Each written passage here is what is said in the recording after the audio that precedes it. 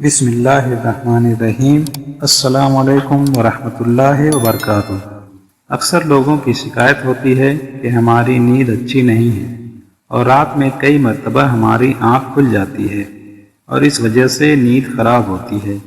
ہم میں سے شاید کوئی ایسا نہیں ہے جو رات میں 1-2 مرتبہ جاگتا نہ ہو، کیونکہ سبھی کسی فکر اور پریشانی کی وجہ سے اور کبھی برا خواب دیکھنے پر بھی انسان اچانک بیدار ہو جاتا ہے۔ کیا کبھی اس چیز کا مشاہدہ کیا ہے؟ رات 3 سے 5 بجے کے دوران آپ کی عموماً آنکھ کھل جاتی ہے اور اس لمحے کے دوران آپ اچانک جاگ جاتے ہو۔ یقیناً بہت سے لوگوں کے ساتھ ایسا ہوتا ہوگا۔ شاید ہم نے کبھی غور نہیں کیا کہ ایسا کیوں ہوتا ہے۔ کون ہے جو اس وقت آپ کو نیند سے جگاتا ہے؟ کون اس وقت آپ کو بار بار پکار رہا ہوتا ہے؟ اس کی وجہ اتنی خوبصورت ہے کہ آپ بے اختیار سبحان اللہ کہہ اٹھیں گے۔ دنیا میں ہر امیر و غریب، نیک و بد کو قدرت کے قانون کے تحت دکھوں اور غموں اور پریشانیوں سے کسی نہ کسی شکل میں ضرور واسطہ پڑتا ہے، اور دنیا مصیبتوں اور غموں اور پریشانیوں کا گھر ہے۔ بعض لوگ اولاد کی نافرمانی کی وجہ سے پریشان ہیں، کچھ لوگ مال و اسباب کے ختم ہو جانے پر غم میں ڈوبے رہتے ہیں۔ یعنی انسان کسی نہ کسی فکر یا پریشانی کی وجہ سے نیند کی کمی کا شکار ہوتا ہے، اور ان ذہنی پریشانیوں کی وجہ سے رات کو بار بار آنکھ کھلتی رہتی ہے۔ نبی کریم صلی اللہ علیہ وسلم کی احادیث مبارکہ کی روشنی میں آپ کو بتاتے ہیں کہ ایسا کیوں ہوتا ہے، اور پھر جدید سائنس کی روشنی میں بھی بتائیں گے کہ اگر دوبارہ آپ کے ساتھ ایسا ہو تو اس وقت آپ کو ایسا کیا کرنا چاہیے جس سے آپ کو زندگی کی ہر خوشی مل جائے۔ اگر آپ رات کو اچانک نیند سے بیدار ہو جاتے ہیں، آپ کسی مرض میں مبتلا نہیں بلکہ خوش نصیب انسان ہیں، کیونکہ اس لمحے کے دوران آپ کا رب آپ کو یاد کرتا ہے۔ یہ رحمت کے فرشتے ہوتے ہیں جو آپ کو بار بار نیند سے اٹھاتے ہیں۔ رات کے وقت اللہ تعالیٰ اپنے بندوں کے زیادہ قریب ہوتا ہے تاکہ وہ ان کے لیے رحمت اور توبہ کے دروازے پوری طرح کھول دے۔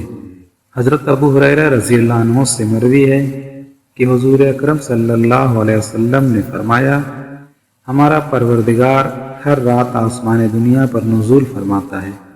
جب آخری تہائی حصہ باقی رہ جاتا ہے تو وہ آواز دیتا ہے، کون ہے جو مجھ سے دعا کرے اور میں اس کی دعا کو قبول کروں؟ کون ہے جو مجھ سے سوال کرے اور میں اس کو اس کی مطلوبہ چیز عطا کروں؟ کون ہے جو مجھ سے بخشش طلب کرے اور میں اسے بخش دوں؟ ہے کوئی توبہ کرنے والا، میں اس کی توبہ قبول کروں؟ ہے کوئی سائل جسے میں عطا کر دوں، یہاں تک کہ صبح طلوع ہو جاتی ہے۔ اسی طرح ایک اور حدیث مبارکہ ہے، حضرت ابو سعید خدری رضی اللہ عنہ اور حضرت ابو ہریرہ رضی اللہ تعالیٰ عنہ سے مروی ہے۔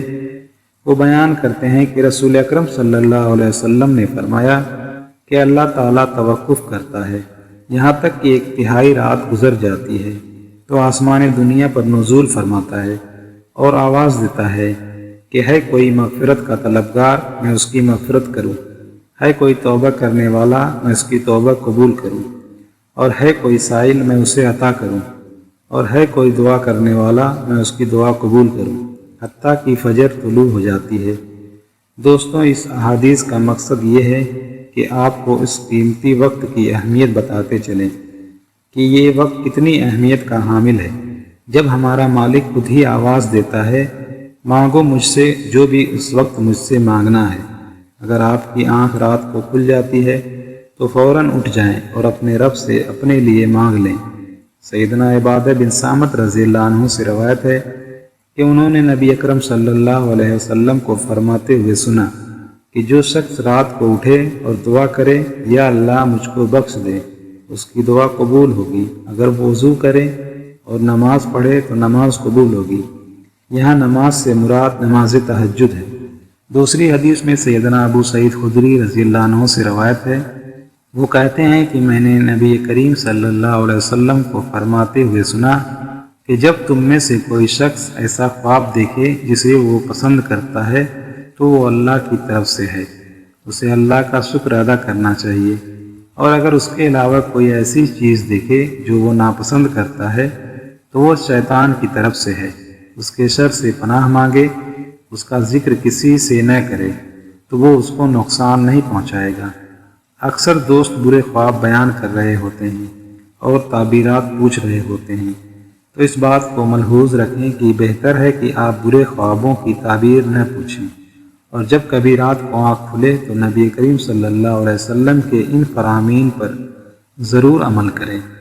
اور اگر آپ کا بستر سے اٹھنے کو دل نہیں کرتا تو پہلی حدیث مبارکہ پر عمل کر کے 2 سے 5 منٹ کے لیے دعا کریں، یا اللہ مجھ پر اپنی رحمت فرما، اور اس مقدس لمحے سے فائدہ اٹھائیں۔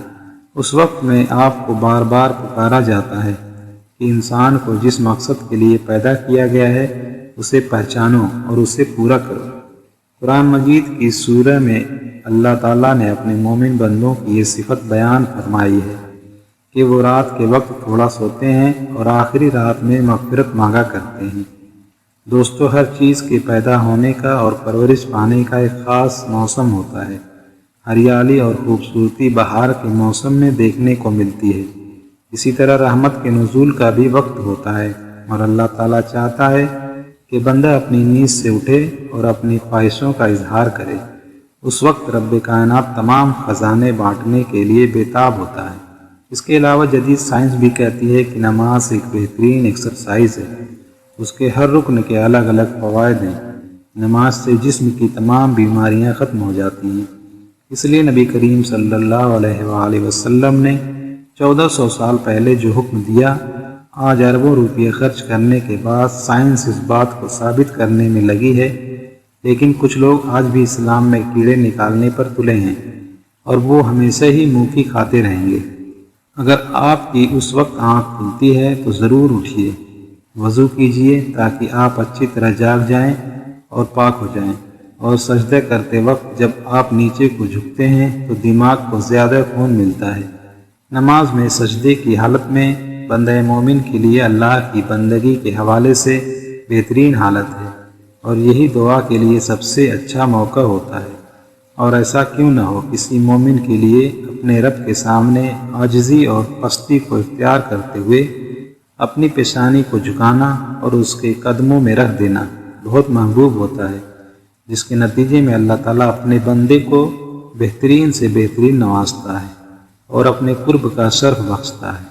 رات کو تہجد کے بارے میں حق تعالیٰ کا ارشاد ہے، اور رات کی کچھ حصے میں تہجد پڑھ لیا کرو، جو آپ کے حق میں زائد چیز ہے۔ کیا عجب ہے کہ آپ کا رب آپ کو مقام محمود میں جگہ دے۔ مقام محمود مقام شفاء کبریٰ ہے، جس پر قیامت کے دن فائز ہو کر آپ صلی اللہ علیہ وسلم اپنی امت کی بخشش کرائیں گے۔ مذکورہ ارشاد کی روشنی میں مسلمان کو چاہیے کہ رات کو جس وقت آنکھ کھل جائے تو وضو کر کے 2 رکعت، 4 رکعت، 6 رکعت یا 8 رکعت، جس قدر طاقت اور فرصت ہو، دل کی رغبت ہو، پڑھ لیا کرے۔ تہجد کا ثواب مل جائے گا۔ اللہ تعالی ہم سب کو نیک عمل کرنے کی توفیق عطا فرمائے، آمین یا رب العالمین۔